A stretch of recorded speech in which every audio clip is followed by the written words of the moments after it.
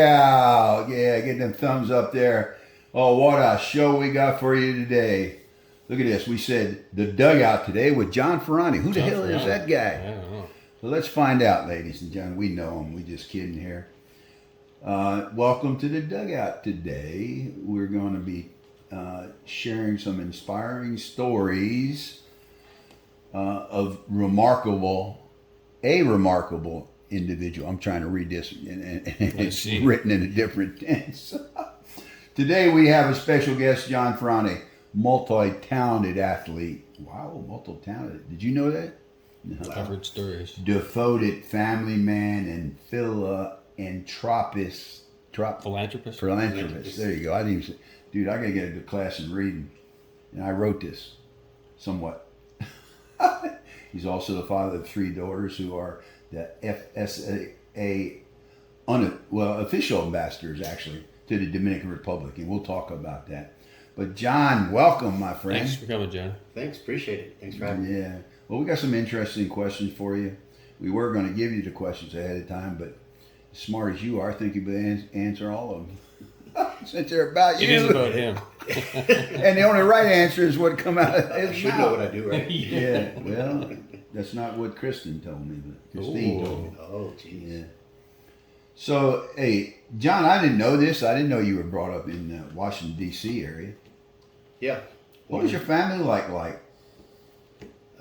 What was your family life like, and what influenced you? Basically, I'm the son of a World War II vet, and after the war, they moved to a development that we lived at, and everybody there was a World War II vet. So, kind of the way kids grew up, a little more disciplined. I bet. You didn't. Yeah. But we were a family of 8, and had to take care of our brothers and sisters all the time. 8 kids. You in touch with all of them? Most of them. They live all over the country. Any other great athletes in the family? Not that I'm aware of. Maybe I should ask that question a little differently.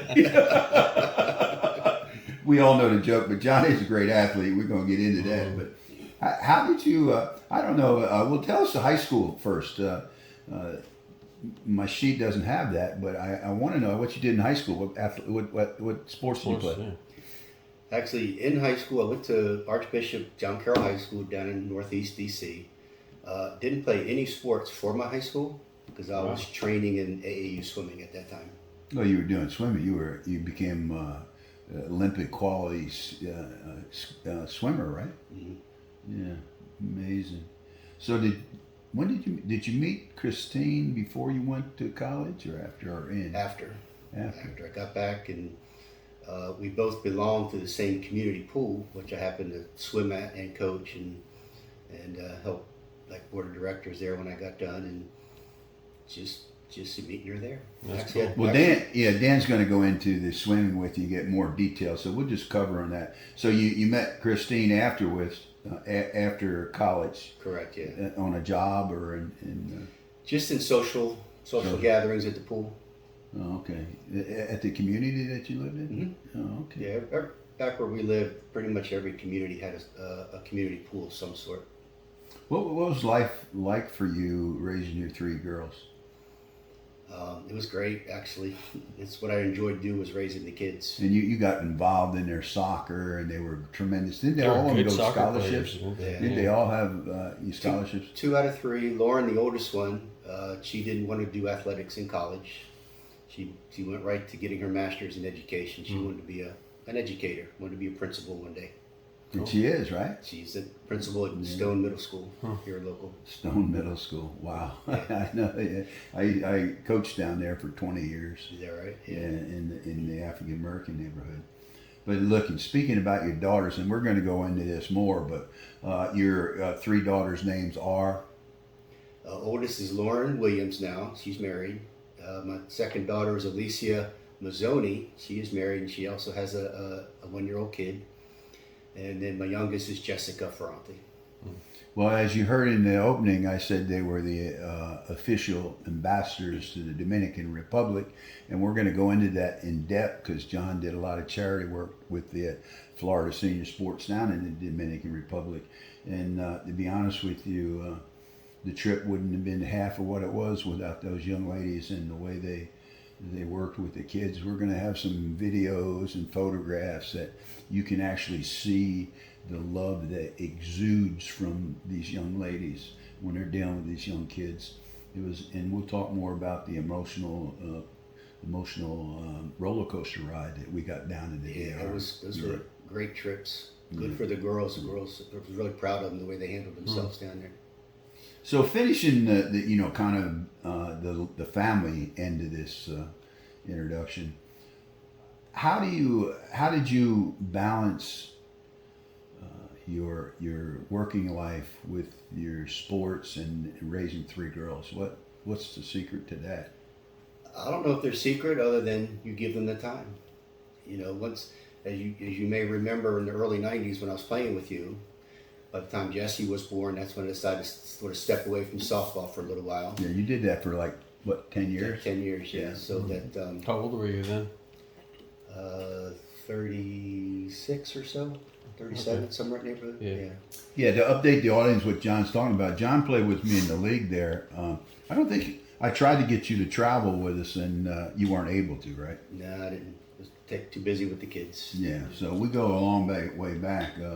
In our 30s, right? Was it 30s? Yeah, okay. In the 30s, yeah. Well, that is long. So 40-something years. Yes. Yeah, been hanging out with John off and on for 40. We didn't see each other for like 10, didn't we? Yeah, so actually I saw you again after I opened up my restaurant. You Oh yeah, he used to own Tropical Smoothie. Tropical Smoothie. I love that place. Yeah. So Dan, let's take us to the next segment. You attended Fairmont State University and were a 2-time All-American in swimming. Congratulations. Thank you. That's pretty cool. Appreciate it. What was it like competing at such a high level in college? It was hard. It was a lot of fun. Very competitive. I'm very competitive and I like to work hard at doing things, so I train hard. Yeah. Swimming is a sport where you have to train hard. Yeah. You're training twice a day, every day, putting in 4 or 5 hours, eating well. And if you want to stay at a high level, you have to do that pretty much every day. In that time, what was aside from what you just said, was there another dividing point between those who got to the top and stayed at All-American level versus I guess the question is it how much of it is talent and then work? Because everybody has got to be pretty good, I would imagine. Yeah, as you can imagine, as you go from high school to college, the athletic pool gets smaller and smaller. I'll give you an example that I always give to my girls when they went to college. As a high schooler, I was what was called a drop-dead sprinter. Drop what? Drop-dead sprinter. In other words, I could just swim as fast as I want, but for very short periods of time. Mm-hmm. Go to college, and there's 5 of those guys on your team. Mm. So you have to remake yourself. So this is where talent versus the work comes in. So as you may notice, I was an All-American in middle and distance swimming. Mm. So it was either be part of 5 guys or be the best at 200 or 1,000 yard swim. Mm. So being flexible and being able to work towards something else, really benefited me in college a lot, and actually helped my daughters in their soccer careers too. That's cool. Did you have like a specific highlight from that time period? In one year, I was the first All-American at the school I went to, and in the first year we got up there. Our coach at the time, we did well enough at the national meet. If anybody's familiar with swimming, everything kind of hinges on your last meet of the year. It's your national. Everything's geared toward nationals, and that's where you become an All-American. You get one shot at it. It's not a season long like a football or a team sport. Right. And we ended up having 3 All-Americans. We ended up in the top 10 in the country. Coach got Coach of the Year. Wow. And that was it was crazy. That's pretty cool. I mean, it was really good. Yeah. We enjoyed doing that. You did something that never was done before. That's correct. Cool. Yeah, that's place. pretty neat. Yeah, that's cool, man. After college, you moved on to some other sports like softball, golf, and basketball. What motivated the transition And how did it shape your later career? Well, the thing about swimming is you're always exercising. I mean, it's not a once a week sport. It's a 5 days to get out of college. Took a little bit of time off. Actually, I started playing water polo out of college first to stay in shape because it's related. And as you start working, then you really can't do that because you're working too much. So just met some guys who were playing some softball. We started. So playing you ball. said Well, you didn't. before you get in, let me interject something because I want to get in that water polo. You say it's similar, but how tough is that? It must be really demanding. I don't know anything about the water polo. Yeah, if you were ever to watch it on TV, water polo is probably as demanding as playing football or rugby. It is very, very difficult to play. It is, it's not a sissy sport, so to speak. It's very rough. You're up and down a pool that you can't touch the bottom. Got to swim back and forth. You got to swim. Yeah, So you come out for breaks. Do they put somebody else in with you? You could. It varies on your condition and whatnot, but yeah, it's constant swimming and playing with a ball, and shooting and passing and stuff like that. So what happens if you touch the bottom? Because I know Dan playing, he's going to touch the bottom. Not in the deep end. Then there's a problem if I'm touching bottom there. Actually, most of the pools you played in were. Oh, you don't play the length of the pool; you play the width of the pool. Most of them were like 8 feet deep, so it wasn't even a. So you don't play the whole pool's not 8 feet. You just play across, right? No. There's pools made for water polo. Oh, there are. Yeah, so they're Richies, then rich schools, aren't they? Make pools just for water polo. My bad. I just had to get that in there. Did I throw you off? No, it's good. So softball, you didn't play softball in high school? No. So when was the first time you played? Was it at this point in your career? You never played before? Never played before. Probably around 23, 24, 25 years old. Like I said, there was some guys in the neighborhood that were starting to play, down in, rec leagues and stuff like that. So I just said, can I play? Dude, you smashed the ball now. What was it like when you first started to play? Probably smashed the similar. ball. Well, remember back then, fences were like 270, 275. If you way back in the 80s, fences weren't 300 feet. Yeah, we started playing down there at University Park. You ever played there? No. Yeah, Florida Avenue. Yeah, those were probably like 280, I'll 285 tell or you, something. yeah, I used to hit 5 out in a row. They were really short when you tell. Yeah, it was 270, 275, right? Yeah, they were Yeah. that was And very center field was like a home run alley. fun. Yeah. Yeah. So you got hooked right away? You had some success right away? Yeah, did good and picked up in another league. Next thing I know, I'm playing in probably 4 or 5 nights a week. Oh, that's cool. Oh, did you play that much? Yeah, back then. Yeah, I used to play I think I only played in 2 leagues. I don't know. I don't remember myself. Huh. I do remember Big John. Yeah, he could hit it. We're gonna get back to softball a little bit later. Just to tie up the your time as a college athlete, what valuable lessons from your time there did you share with your daughters or other aspiring athletes that really helped? Well, what I really learned, even though swimming is sort of an individual sport, when you're in college, it's a team sport.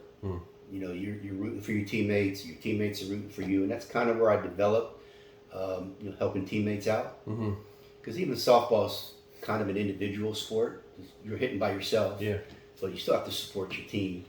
And when the girls were developing their soccer, because I did coach them for 10 to 15 years, a very long time, really tried to instill the teamwork aspect of soccer, and it really helped them to get into college and made them much better players. Cool. The one thing about John, if you don't really know John a lot out there, well, a lot of people don't know you out in the dugout world, but they will, because you're all over the Art of Hitting channel, doing TRX and stuff. But my point was that going to be like I'm like a squirrel jumping tree. I'm jumping in before I'm supposed to too. But I just want to make the point that your personality for coaching girls is like the perfect personality, and you know what I mean because you know them, right? Would you say? Yeah. What you got a girl dog, so elaborate on that though. Elaborate what you see in John that would be helpful in that venue. But John don't like I'll compare him to me in a sense. Everybody's calm compared to me. But John just lets shit roll. Oh, excuse me. He lets he lets stuff roll off of him, and he's got he's got a pleasant demeanor, a smile, and girls need that. You don't. Correct me if I'm wrong. I mean, do girls sometimes? Some of them need rough stuff. You tell me how you treated him. Yeah. Talk to him about how he treated his girls. Yeah. Better than me explaining it. If you think female athletes want to be treated lightly, then you're in the wrong place. Okay, you see, I didn't know what I was talking about. Especially as they develop and become higher and higher, it's very, very competitive. And the main difference between coaching boys and coaching girls, you can coach boys, you can say anything you want, and it doesn't go matter. Girls, you got to be a little more political. And you can't cuss. No, you can't cause. They can cuss. They can cuss, but you can't cuss. They can. No. But what guys do is game's over. Guys walk off the field and it's done. Everybody's shaking hands. Girls walk off the field. No. They're hanging on to it. They'll remember that for 5 years. Really? Yeah. So you have to remember that when you're coaching and stuff. But I had a great time coaching the girls. It's just we went at very high levels. And Did you win the state? Close. Alicia and Jessica won 4 state titles. Wow. Wow. Alicia's team in the non-high school world was the top 5 in the country. Wow. For club soccer. And on her team, 9 of the kids went to Division I scholarship soccer. Jeez. Wow. They were a very high level group of kids. Very fun to coach. I bet. Mm-hmm. Huh. Did we find out if his girls all got scholarships? Am I dreaming? Am I lost? 2. Alicia and Jesse played soccer. They both got soccer scholarships. So Lauren, one of them played volleyball, didn't he? Lauren played volleyball, but she didn't want to do college sports. She wanted to be an educator, so she went right to UCF, got her master's, and was already teaching by the time most people are still in their middle college years. And not owing any money. No. And then she worked at the store for the restaurant. Yeah, I remember her being in there. Yeah. You had that for how many years? About 8, 9 years? 7 years. 7 years. Yeah. Yeah, that retail business is tough. Yeah, I had a question I forgot, but Well, the next section is about the FSSA that you guys that experience. Yeah, I'm going to take over there because obviously I started the FSSA back in 2001. Never imagined it to turn into the charitable organization that we're into now. Won't go in that because this is not a podcast on the FSA, but we are going to talk about it because John was very he was on the first trip to the Dominican where I'll try to explain to the audience and we'll put some pictures in there on the video and stuff, but the way this came about was that I went to the pizza gallery up here in Vieira, and they had all this equipment, Little League equipment, sitting out there in front of the where they make the pizzas.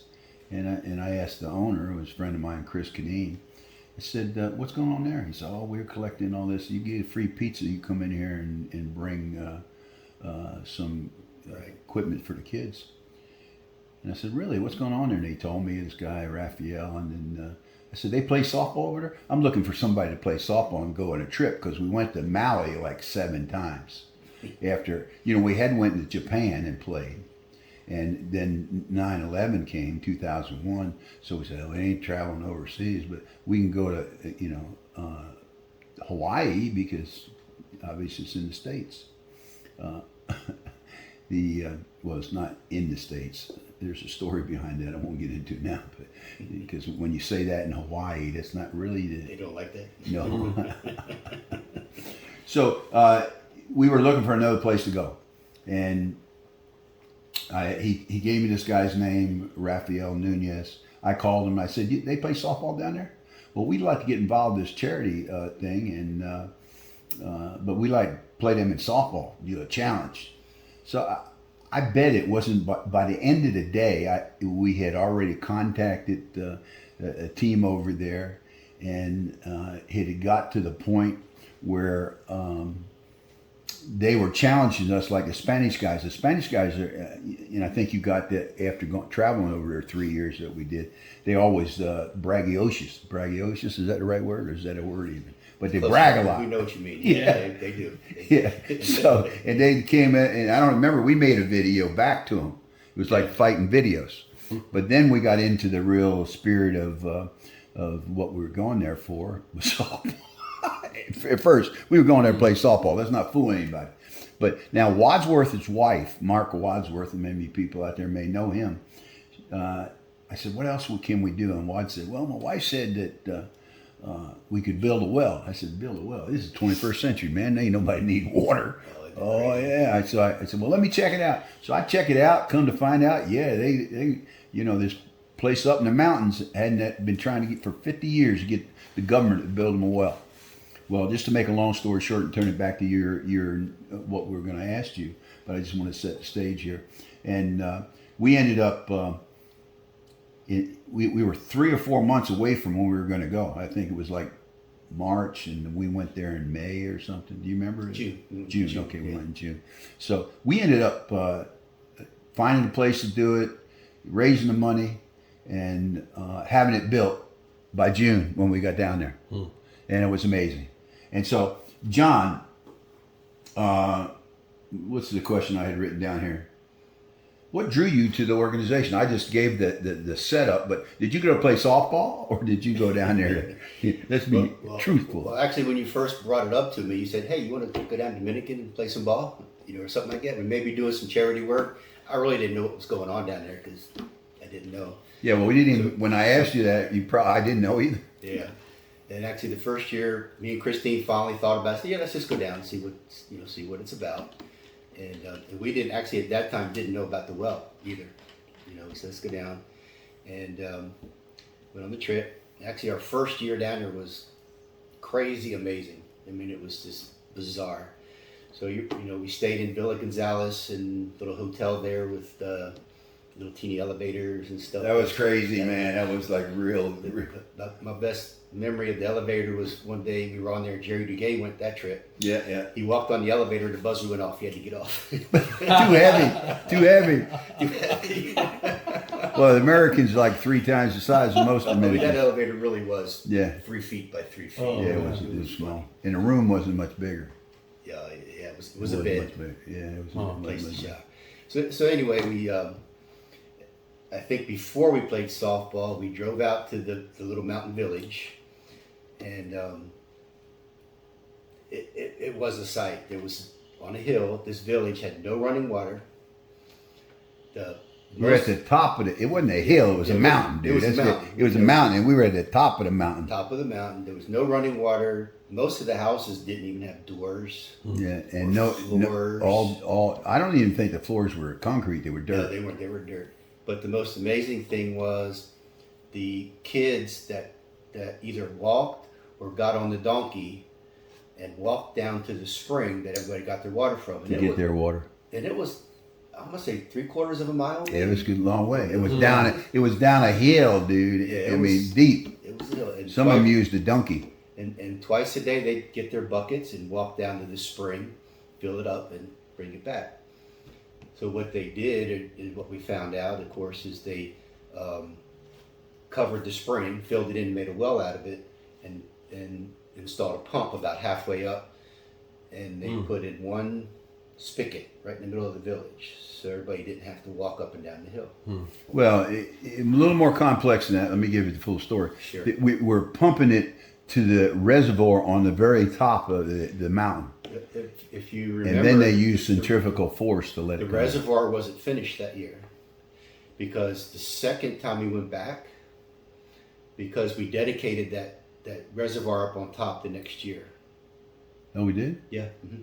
The first year, if you remember, we just had a little ceremony around the spigot, the single spigot that was in the middle of the village. Then we went back. But that wasn't hooked up to the reservoir yet? It wasn't hooked up to the reservoir. See, I didn't remember. I thought we did that the first year. So the following year or the next year, somebody had then, before we got there, had already finished the reservoir up at the top, and they were pumping the water to the reservoir so that by the time we got back, they had run pipes to all the individual. Yeah, they increased the number of people that. But I don't remember that, but you're a lot better, got a lot better memory than I got.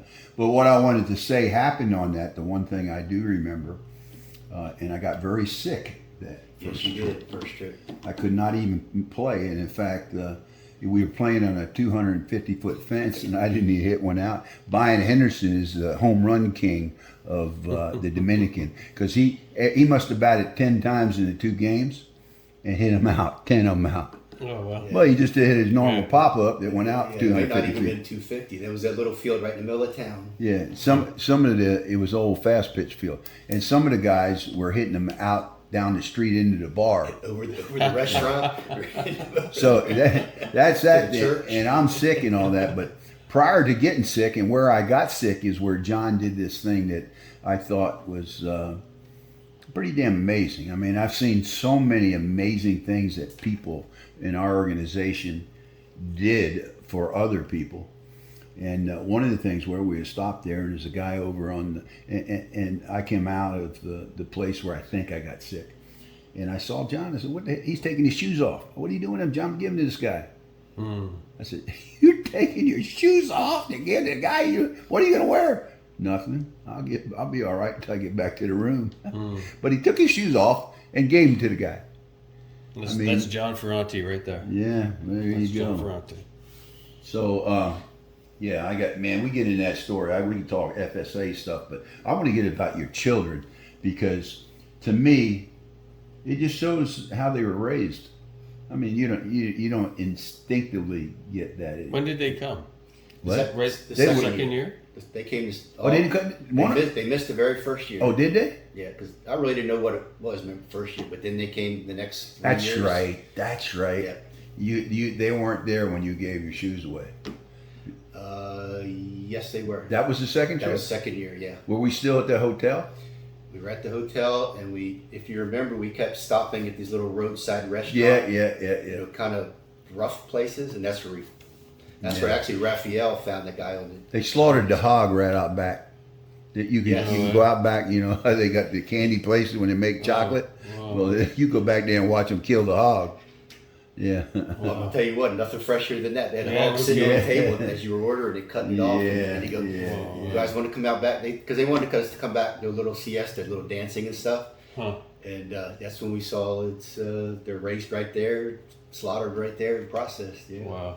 And we did go back there, and some of the people actually danced and stuff. Yeah, there was. Yeah, we had a good time there. That's kind of where I started being sick, and Could be, yeah. yeah, and I remember. See, that's what I remember about that. I kind of, it was a bad situation. But tell us how your daughters went. Well, we'll have to jump ahead to the second year. You brought your daughters. Why? And then why do you think, or how do you think they responded? Tell me what in their experience. Why don't you just tell that story? Well, when the second year came up, we said, Christine and I said, let's take the kids. What a great experience to go, first of all, somewhere else, and to be third world country, and see what life really is like. And, and they like kids, they're very friendly, very outgoing. And as it turned out, it was, I think, the greatest thing we ever did for the girls, because their appreciation for what they had here just was, skyrocketed. Yeah. But they had a ton of compassion for the kids that were there, helping out. So we were so proud of the way they handled themselves. And rightfully so, my friend. Rightfully so. Yeah, but it helped them a lot when they came back. And we took them 3 times total, and it really gave them a head start to other people that haven't done stuff like that. A question that I have, I mean, we're so blessed with all that we have. We don't even, we take it for granted. When you went into the village, were the people happy? Did they know what they didn't have, or what? Actually, that was kind of the crazy thing. To them, they were living the best life. Huh. The people, especially people in that little village, they didn't have running water, but they didn't really care. They actually dressed amazing. They were the cleanest people. Yeah, they were that's clean. the thing that struck me. We got the slums in this country, and they have so much more than these people had to them. Just in the general, but people that live in the slums here are like millionaires to the people that live in the mountain in the Dominican. And there was not. It was they were the cleanest people that I'd seen. The places were neat.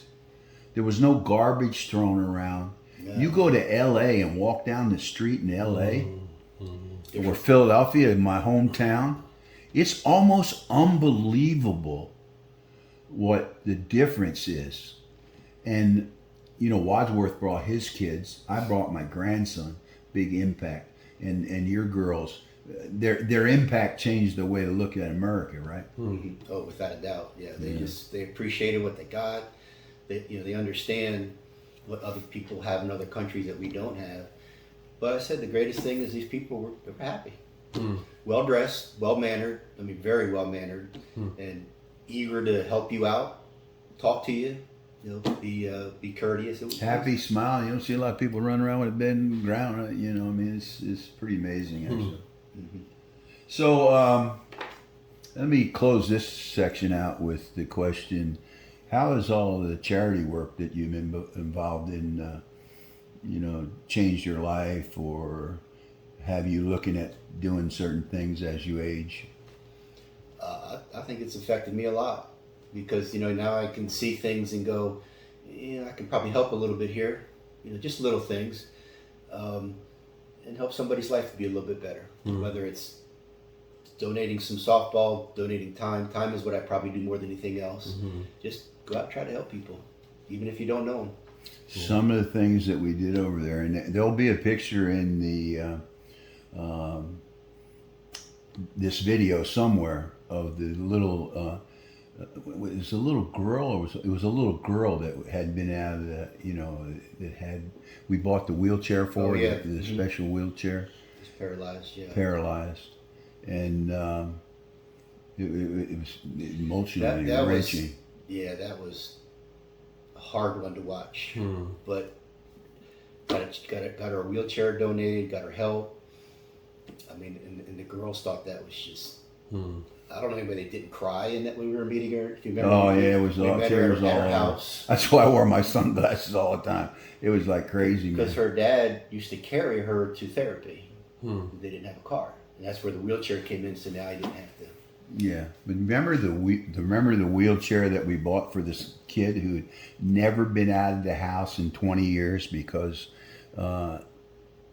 he had this disease and they couldn't afford a wheelchair. He could never get out of the house. So they told us about it, and we couldn't find a wheelchair down there. We ended up buying one in America and shipping it down there. So we go out there in the ball field the one day, and everybody's happy because he also had a brother who had to stay home from school so the parents could work, and he'd have to take care of the young man. So we got a new life coming for two people. The kid's going to get out of the house. And so we're out there to make the presentation, and somebody walks up to tell Raphael, who was coordinating the deal, something, and all of a sudden Raphael slumps down like somebody had died. Sure enough, this young man dies before he even gets the chair. Remember that? That, that's some sad stuff right there, buddy. But that's the memories we got down there. And it was, but here's what our man Jack Aronson, who's no longer with us anymore, a great person. He paid for the funeral and gave that lady a year's salary. I get emotional just talking about it. It was a hard time. Yeah. Why don't you spin now, buddy? I got to calm down for a minute.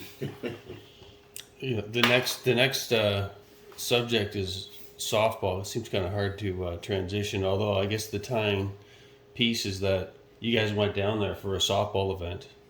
And all the local guys went here. At first, when we first started, it was all Brian, Fred Keeney, Jerry. Jerry went down. Yeah, all the local guys, and great time. And then Audie and Kurt and all the Thomas boys. Yeah.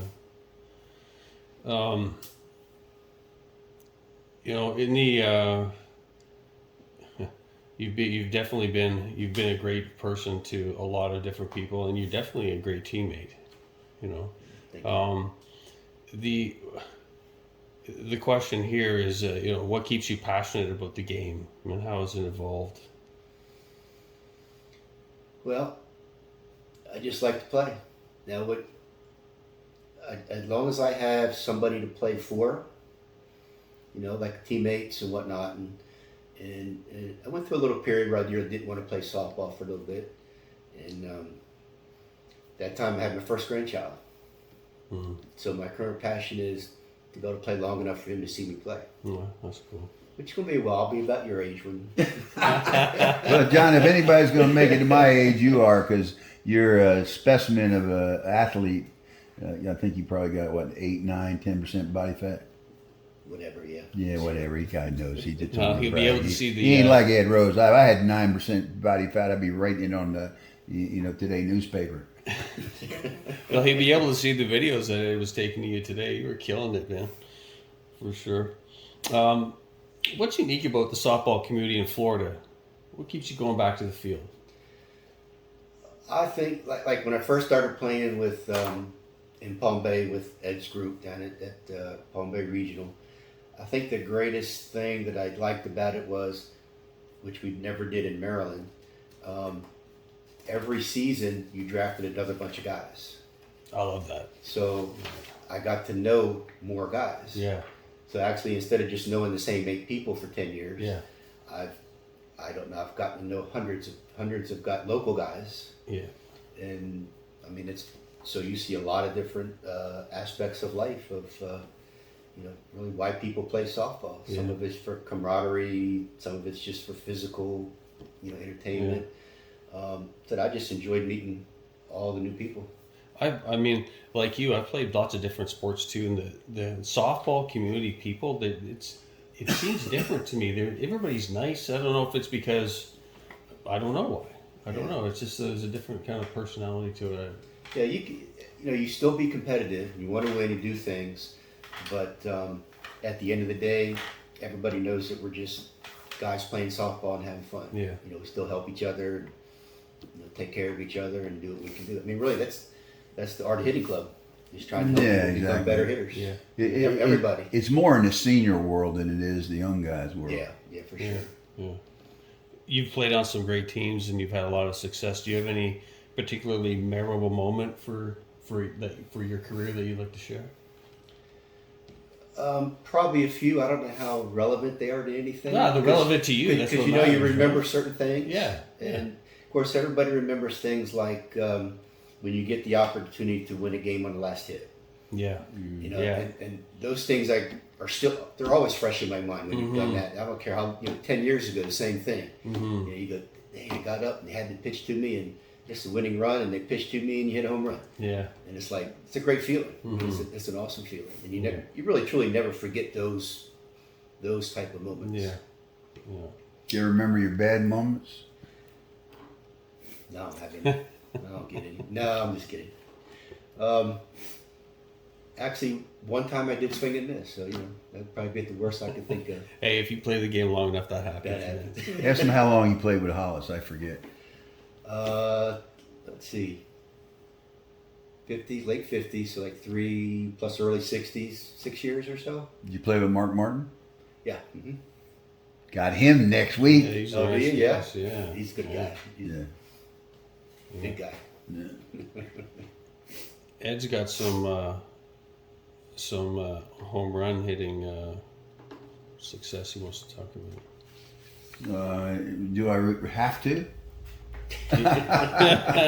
Okay, I'm just joking, man. But John actually is the home run king of the Brevard County Palm Bay Senior League for the last 10 years. How'd you come about that title, buddy? I don't know. Somebody just gave it to me. Okay. No, I think that I mean, you hit a lot of home runs. a lot of home runs, but consistently over the years. So. Yeah. Well, let me ask you something. I don't know how to say this without blowing my own horn, but I don't mind blowing my own horn. Woo! Woo! How many years did I spend telling you use overlap grip in batting practice? Well, I started playing again when I was 53, and then maybe 2. That's it? It didn't take long. Yeah, I sounds like a saw long time. people using it, and I think if you remember, we were at a game. You said, why don't you try this? So me and you used to go out to Carver by ourselves, and he said, try it. So I tried it and did 100 swings with it and never looked back. Yeah, he's one of the guys that never came to me and said, I can't do this. He said, hey, well, you tell him what you said, how you handled it. When, Well, you can't, if you decide to try something, and first of all, I know it works, even though I hadn't used it at that point. Because you see my little ass hitting big home runs. And you were hitting the ball at 150 feet all the time, Yeah, well, I mean, I'm not as big as you, man. No, but 150 actually you feet. did, and I saw a couple other people that were using it, so I know it works. So in the spirit of trying to make yourself better, as you progress, so let's try it. So I just ain't gonna turn back. I'll just use it and go. Yeah. So we just kept using it, and it worked. Yeah. I think I could attribute it not to hitting the ball further, but more consistently as I've gotten older. And so, did you have a big comment with the overlap grip as not being able to control the ball? And you definitely could do that when you first started, though. Did it make a difference for you? I don't think it changed much in terms of. I think I had great bat control with it. Well, that's the question I was going to ask you, and answer it like this, frame it like this. Like Bob O'Brien, I have great respect for him. He knows what he's talking about. But he always maintains, and I understand that coming from a baseball background, that you lose control when you do the overlap grip. How do you think you lost control? Not even a little bit. And I would go on the other side and said I had gained control enough to where, you guys see me take batting practice. You hit it wherever you want. You'll hit every pitch. If it's short, I can snap the wrist and get a short one. I can reach over my head. I can hit pretty much any pitch that I can reach the bat to. I think that you can't really with a standard grip or hit well. So I said, you see me enough to know that I hit pretty much everything, and I think that's really attributed to the overlap grip. John and I hit solo for years. Yeah. Okay. And I always go out there, and I've had a good day. If sometimes John don't let a ball go, and I'm saying, man, that was easy. I just throw him up. I'm throwing as fast as I can to get out of that damn pitching. Right? And he's hitting it, right? We used to pitch 100 pitches to each other. Yeah, we do 100 at a time. Oh man. Right? Yeah, and I'm pretty slow. But John he'll get in his now.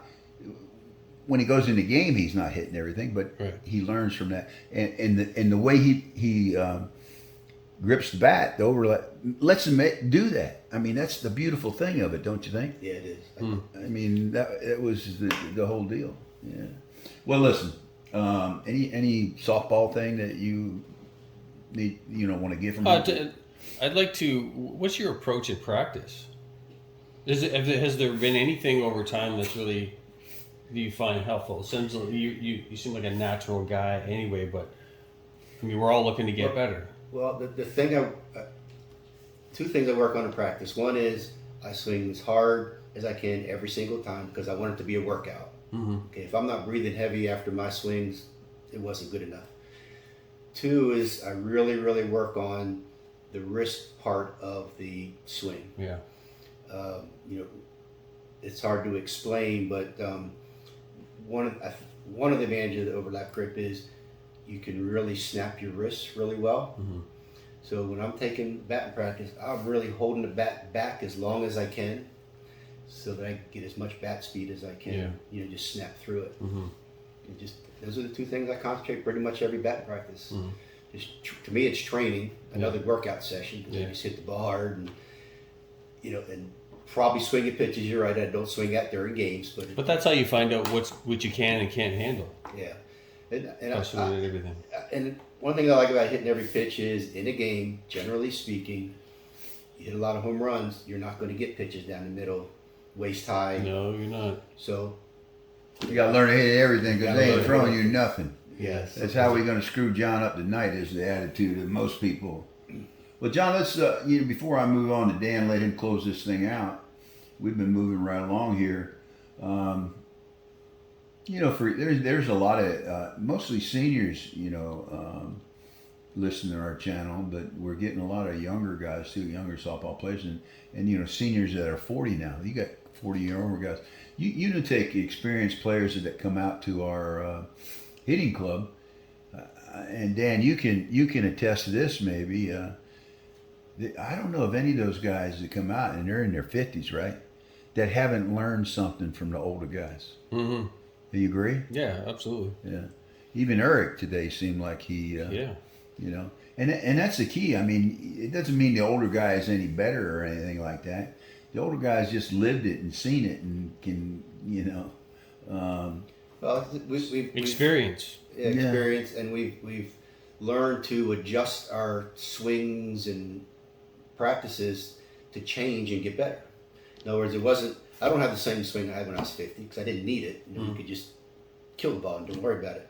But as you get a little older, you go, well, I need to work on the technique, hence the overlap grip, different kinds of bats, and I think the guys that do come out to our practices see that that people are making changes even as you're getting old. Even if you're a good hitter, you're still making changes to try to, because you want to maintain, that hitting quality as long as you can. So, not to walk on what Dan's going to ask you here at the end, but the question I had written down was, what advice would you give to a young athlete, especially those aiming to excel in softball? And you started to give a little there.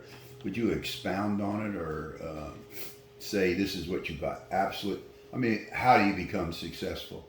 And they probably heard it 1,000 times, but one not 1,001. I think number one, practice. You just can't.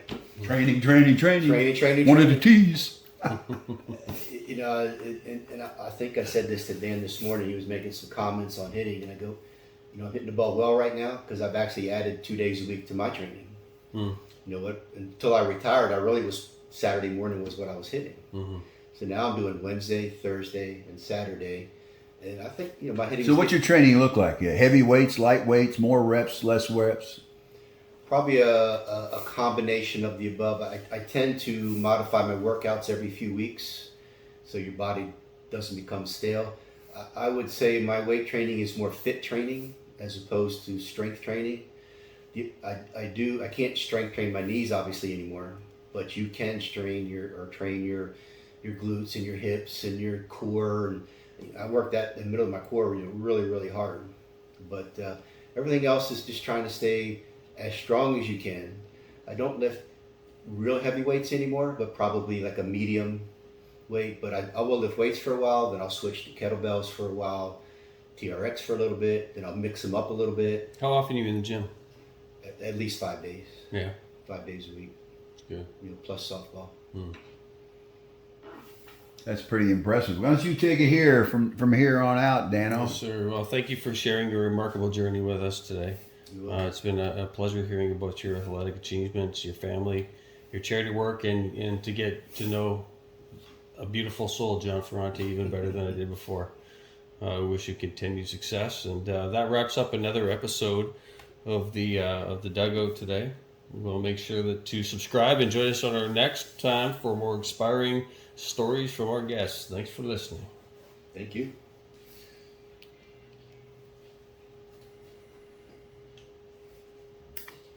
I think that went well.